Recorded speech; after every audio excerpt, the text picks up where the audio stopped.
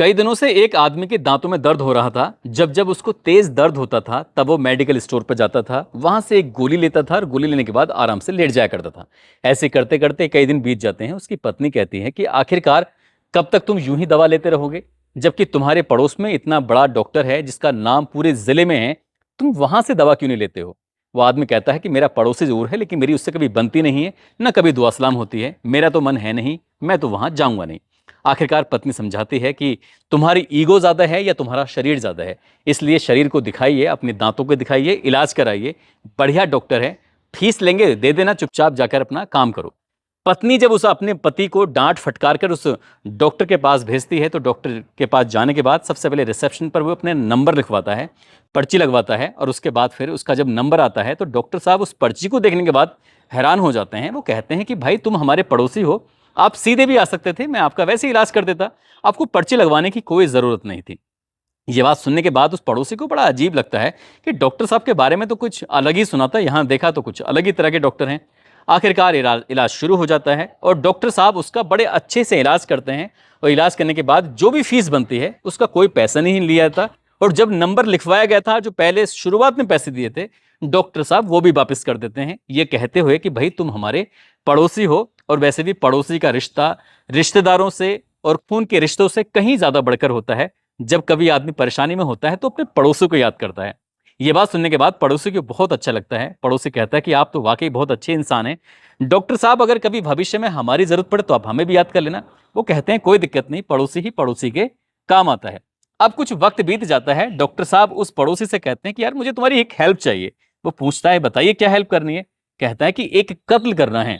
Doctor साहब ने कत्ल करने की जब पड़ोसी से बात कही तो डॉक्टर साहब से उस पड़ोसी ने कहा कि कैसी बात कर रहे हो, तुम्हारे लिए एक नहीं मैं कई कत्ल कर दूंगा। और वाकई कत्ल कर दिया जाता है, वो भी भयानक रूप में। जब कत्ल का खुलासा होता है तो पूरे प्रदेश भर में ही नहीं, पूरे देश भर में सोशल मीडिया के माध्यम से यह पता चल जाता है कि वाकई डॉक्टर से जो उसने दोस्ती निभाई वो वाकई बहुत खतरनाक थी। लेकिन जो कत्ल होता है वो रिश्तों को शर्मसार कर देने वाला ऐसा कत्ल होता है जिसकी गूंज आज चारों तरफ फैल रही है। आज की इस कहानी के माध्यम से ये जानने की समझने की कोशिश करते हैं कि क्या है वो पूरा मामला। आदाब, नमस्कार, सत श्री अकाल। मैं उस्मान सैफी। आज की जो सच्ची घटना मैं आपको सुनाने जा रहा हूं, ये सच्ची घटना है कर्नाटक प्रदेश का जिला है तुमकुरु, और तुमकुरु जिले में ही एक थाना लगता है कोराटागेरे। कोराटागेरे थाना क्षेत्र का गांव है जिसका नाम है कोलाला। 7 अगस्त 2025 की सुबह 10 बजे के आसपास एक आवारा कुत्ते के मुंह में इंसान का हाथ था। वो इंसान के हाथ को एक ऐसी सुरक्षित जगह पर लेके जाना चाहता था जहां बैठ के आराम से तसल्ली से उसे खा सके।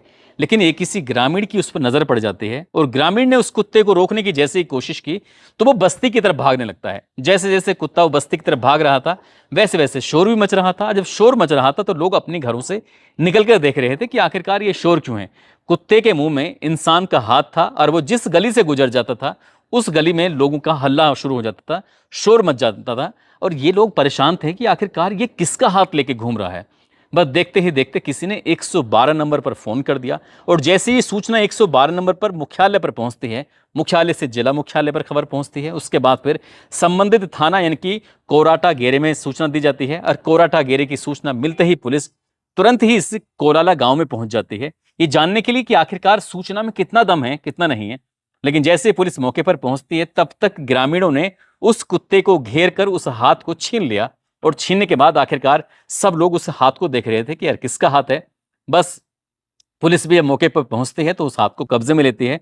हाथ को कब्जे में लेने के बाद आखिरकार पता चलता है कि उस हाथ में अंगूठी थी और साथ ही चूड़ियां थी। हाथ को देखकर यह साफ अंदाजा लगाया जा रहा था जैसे किसी महिला का हाथ है, लेकिन कौन है वो महिला, कहां से वो हाथ आया है, तमाम तरह के सवाल थे, हर कोई जानना चाहता था। आखिरकार बात जिले के एसपी तक पहुंच जाती है। एसपी ने कई डीएसपी, इंस्पेक्टर, सब इंस्पेक्टर को मिलाने के बाद कई सारी टीम गठित कर दी और कहा कि जितनी जल्दी हो सके इस मामले की तह तक जाया जाए और ये पता किया जाए कि आखिरकार पूरा माजरा क्या है। इसके बाद forensic team, dog squad, surveillance team और जो कई अलग अलग टीमें थीं वो इस मामले की जांच पड़ताल में जुट जाती हैं। इसके बाद जब डॉग स्क्वाड की मदद से उस कुत्ते के मुंह में जो हाथ था जब उसको सुंघवाया जाता है तो उसने फिर अब कुत्ते ने दौड़ना शुरू कर दिया। 5 किलोमीटर के एरिया में वो कुत्ता इधर से उधर ये जा रहे थे। जो डॉग स्क्वाड की अलग अलग टीमें थी, पता चलता है कि लिंगापुर एक जगह लगती है, साथ ही लिंबुगन, हल्ली जगह लगती है, गरुड़चल एक नदी है जो उसका किनारा है, सिद्धरबेट्टा वन क्षेत्र है, और मल्ले काबू है, और चिक्करवल्ली। ये ऐसे गांव थे, ऐसे इलाके थे। इन इलाकों के 18 जगह पर 18 टुकड़े मिलते हैं इंसान के, यानी कि पहला जो हाथ मिला था वो, और जब उस इंसान के टुकड़ों को जोड़ा जाता है तो उसमें सर नहीं था, बाकी सारे हिस्से थे। कहीं कहीं पॉलिथीन के बैग भी थे जहां पर लाश के टुकड़े मिल जाते हैं। आखिरकार ये लाश बन तो जाती है लेकिन सर नहीं मिलता। पुलिस वाले अब इस चक्कर में थे, परेशान थे कि आखिरकार सर कहाँ है, किसका सर है, कौन है वो महिला, किसने इसकी हत्या की हुई। ये ही सवाल थे। इन सवालों का जवाब अब सब जानना चाहते थे। ये जो पूरे कर्नाटक प्रदेश में खबर जब प्रकाशित होती है, वहाँ के लोकल जो टेलीविज़न होते हैं, न्यूज़ चैनल होते हैं, वहाँ प्रकाशित चलती है, तो उसके बाद फिर पूरा प्रदेश ये जानना चाहता था कि आखिरकार पूरा माजरा क्या है, मामला क्या है।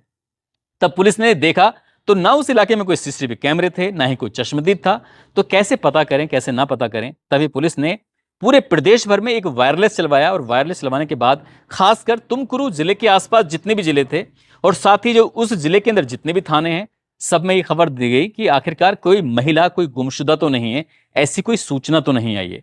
तभी पता चलता है कि हाँ, एक सूचना आई तो जरूर है, और ये भी इसी तुमकुरू जिले का एक बेलावी थाना लगता है, वहां पर एक सूचना आई है। दरअसल एक कारपेंटर है जो बढ़ईगिरी का काम करता है, नाम उसका वसुराज है, जो कि 4 अगस्त 2025 की शाम को थाने पहुंचता है। कहता है कि साहब, मेरी जो पत्नी है जिसका नाम है लक्ष्मा देवम्मा, जिसकी उम्र लगभग 42 साल के आसपास है, वो अपनी बेटी के घर पर गई थी 3 अगस्त 2025 को, लेकिन वापस लौटकर नहीं आती है। हमने उसका दिन भर इंतजार किया, बेटी को फोन किया, बेटी ने कहा कि वो तो जा चुकी है। रात भर उसका इंतजार किया, अगला दिन निकलता है, सब जगह हमने ढूंढा, तलाश किया, लेकिन जब उसका कहीं पता नहीं चलता है तो मैं एफआईआर दर्ज कराने के लिए आया हूं। पुलिस ने आखिरकार उस पति की तहरीर के आधार पर मुकदमा दर्ज कर लिया था। अब उस महिला के 18 टुकड़े तो मिल जाते हैं, 19वां टुकड़ा यानी कि जो उसका सर था वो मिल नहीं रहा था। फिर भी पुलिस वालों ने उस वसुराज को अपने पास बुलाया, और पास बुलाने के बाद कहा कि देखो, पोस्टमार्टम हाउस में एक लाश रखी हुई है, आप उसको देख करके पहचान सकते हो। तब उस व्यक्ति ने अपनी उस पत्नी के टुकड़े देखे और देखते ही पहचान लिया, क्योंकि हाथ पर एक निशान था। निशान देखने के बाद कहा कि साहब, ये उसी की पत्नी की लाश है, बाकी सर कहाँ है। अब पुलिस वाले, ये तो कुछ तो सफलता मिल जाती है कि आखिरकार लक्ष्मी देवम्मा की ये लाश है, लेकिन इसका कत्ल किसने किया, क्यों किया। पुलिस इन सवालों के जवाब जानना चाहती थी, और जवाब जानने के लिए पुलिस ने सैकड़ों लोगों को रडार पर ले लिया। अब जो दोस्त थे, दुश्मन थे, पति से लेकर रिश्तेदार, हर किसी के पास पुलिस जाती है। जहां जहां तक पुलिस की पहुंच थी, वहां वहां तक लोगों से पूछती है, लेकिन पुलिस को कोई सफलता मिल नहीं पा रही थी। आखिरकार पुलिस ने अपनी तरफ से कोशिश की, और पुराने कई दिनों के जो उस इलाके में जितने भी सीसीटीवी कैमरे थे, उन सीसीटीवी कैमरों को खंगालना शुरू किया। तो पता चलता है कि 3 अगस्त 2025 की दोपहर के बाद का समय था।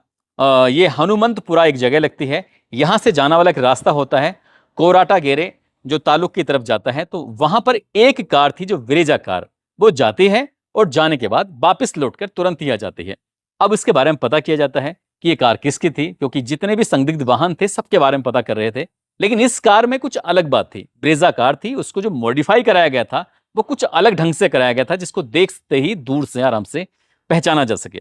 अब उसके जो नंबर थे, जब नंबर को ट्रेस किया जाता है तो पता चलता है कि आगे भी और पीछे भी दोनों तरफ ही जो प्लेट लगी हुई थी वो नकली थे, फेक नंबर थे।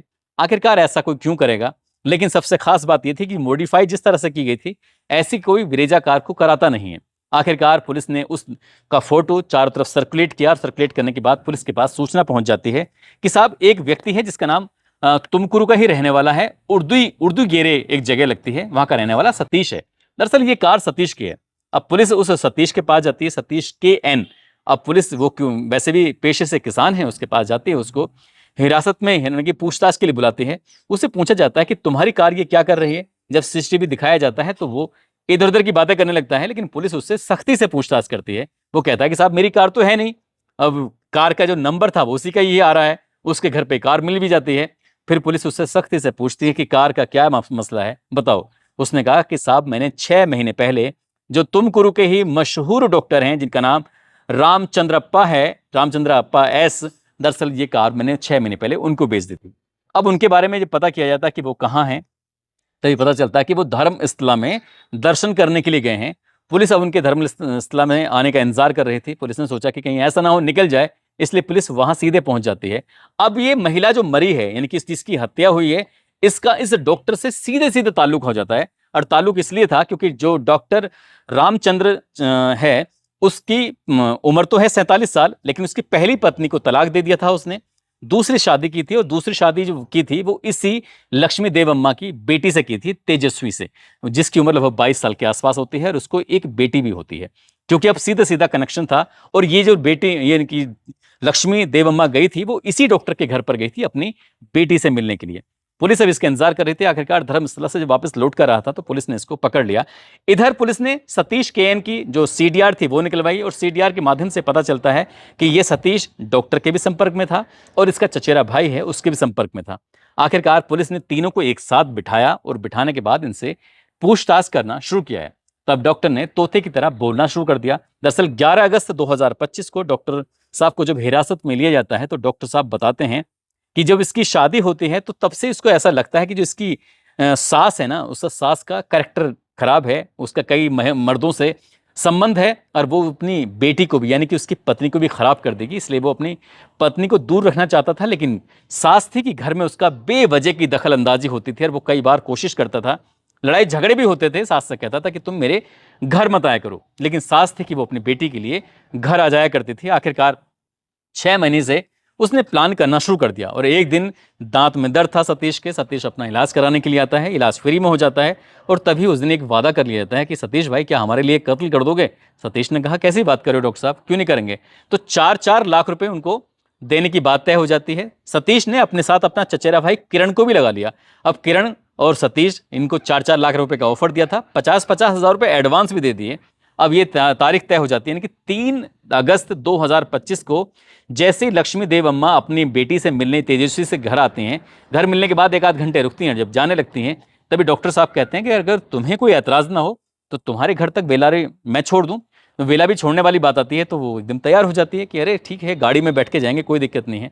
तो गाड़ी में जैसे ही वो खुद तो ड्राइविंग कर रहा है डॉक्टर, और साथ में कंडक्टर वाली सीट पर अपनी सास को बिठा लेता है, लेकिन वो सास नहीं जानती थी कि पीछे सतीश बैठा हुआ है और किरण बैठा हुआ है। जैसे ही वो बैठती है तुरंत ही तत्काल प्रभाव से उसका उसी के पल्लू से, उसी के घूंघट से उसका गला दबाते हैं, गला दबाने के बाद इसकी हत्या कर देते हैं। अब 3 अगस्त को ही दोपहर के बाद अपनी कार को लेकर ये जो हनुमंतपुरा लगता है और कोरता गेरे जो जगह लगती है, तो उस जगह पर वो जा रहे थे। लेकिन जाते जाते उन्होंने कहा कि अगर हमने इस लाश को नदी में फेंका तो ये फूल के बाहर आ जाएगी, बाहर आएगी तो फिर पकड़े जाएंगे, अगर हमने ऐसे फेंका तो पुलिस पकड़ लेगी। क्यों ना डॉक्टर साहब एक काम करें, अगर हम इसके छोटे छोटे टुकड़े कर दें तो बहुत अच्छा रहेगा। दोनों ने, किरण ने और सतीश ने, जब ऐसा डॉक्टर साहब को मशवरा दिया तो वह कहते हैं कि ठीक है चलो वापस लेकर चलते हैं। लाश को वापस लेकर आते हैं, डिग्गी में रखी हुई थी, सीधा फार्म हाउस की तरफ लेके जाते हैं, लाश रखी रहती है। अगले दिन यानी कि ये 3 तारीख को हत्या करते हैं, 4 तारीख को सीधा बाजार जाते हैं और कुछ ऐसे उपकरण खरीदते हैं जिससे क्या उसके शरीर के अलग अलग हिस्से किया जा सके। डॉक्टर साहब क्योंकि पेशे से डॉक्टर थे, उनको काम करने की तजुर्बा अच्छा था। जहां जहां भी जोड़ के हिस्से थे, चाहे वो हाथ हो, चाहे यहां से हो, चाहे वो गर्दन हो, अलग अलग शरीर के ऐसे हिस्से करते हैं बिल्कुल प्रोफेशनल तरीके से। जब पुलिस को लाश के टुकड़े मिलते हैं तो डॉक्टर, पुलिस वाले भी समझ जाते हैं कि जिसने भी हत्या की है वो बहुत ही प्रोफेशनल आदमी है जिसने हत्या की है। आखिरकार ये डॉक्टर साहब भी पकड़े जाते हैं, वो भी अपना जुर्म कबूल कर लेते हैं, साथ ही जो उनके साथी होते हैं वो भी पकड़े जाते हैं। जो बेटी होती है उस पूरे माजरे से बिल्कुल अनजान थी, उसको कुछ भी नहीं पता था कि उसकी माँ का कत्ल हो चुका है, और वो भी इतने भयानक रूप में हो चुका है। आखिरकार वो सर भी पुलिस को मिल जाता है 2-1 दिन के बाद, और पुलिस ने इन तीनों को गिरफ्तार किया, और गिरफ्तार करने के बाद इनको जेल भेज दिया। जब इस घटनाक्रम का पुलिस खुलासा करती है 11 अगस्त 2025 को, तो पूरे प्रदेश भर में इस घटनाक्रम को लेकर गूंज फैल जाती है कि एक महिला की, वो भी दामाद, अपनी सास के कितने 19 टुकड़े करके और जंगल में इधर से उधर 5-6 किलोमीटर के दायरे में फेंक देता है कि ताकि ये लाश मिलेगी नहीं। लेकिन एक कुत्ता एक हाथ को लेकर ऐसे घूम रहा था जैसे कोई खाने की वस्तु हो, और वो एक ऐसी जगह की तलाश कर रहा था कि जहां आराम से इत्मीनान से मौका मिलेगा और वो उस हाथ को खा जाएगा। लेकिन ग्रामीणों की नज़र पड़ जाती है और उसके बाद फिर बाकी हिस्सों को भी तलाश कर लिया जाता है। दोस्तों, इस पूरे घटनाक्रम को सुनाने का उद्देश्य किसी को परेशान करना नहीं है, किसी का दिल दुखाना नहीं है, बल्कि आपको जागरूक करना है, आपको सचेत करना है, और आपको बताना है कि डॉक्टर रामचंद्र ने लगभग 6 महीने तक बहुत सारी फिल्में देखी, बहुत सारे टीवी सीरियल देखे, बहुत सारा रिसर्च किया, और रिसर्च करने के बाद उसने सोचा कि मैं जो कत्ल करूंगा तो शायद ही कभी पकड़ा नहीं जाऊंगा। लेकिन वो महज 3-4 दिन बाद ही पकड़ा जाता है, और न केवल पकड़ा जाता है बल्कि उसका क्रूर चेहरा पब्लिक के सामने आ जाता है। जाते जाते नेपाल के रहने वाले हैं रोशन बाबू, आज इनका जन्मदिन है, इनको जन्मदिन की ढेरों सारी शुभकामनाएं, बहुत बहुत मुबारकबाद। और कुछ लोगों ने नाम लेने की अपील की है, जिसमें तेजिंदर पाल पंजाब से हैं, अनुराग यादव हैं, दमरूलाल यादव छतरपुर से, गोपाल छाबरिया जयपुर से, मोहम्मद आतिफ हसन, विक्की सिंह मेवात से, मोहम्मद फुरकान, मोहम्मद जन्नत अंसारी बिहार से, अनुज कुमार, अभिरूप दास, अखिलेश कुमार मिर्ज़ापुर से, सरवर आलम लखनऊ से, मोहम्मद ज़फ़र अली खान दिल्ली से, उमेश सिंह मध्य प्रदेश से, मुशीर अहमद राजस्थान से, मोहसिन खान फरुखाबाद से, अजय कुमार लखनऊ से, अमीर अहमद, इंद्रजीत पटेल, भूपेंद्र कुमार कासगंज से। आप सब लोग अपना ख्याल रखें, सुरक्षित रहें। जय हिंद, जय भारत।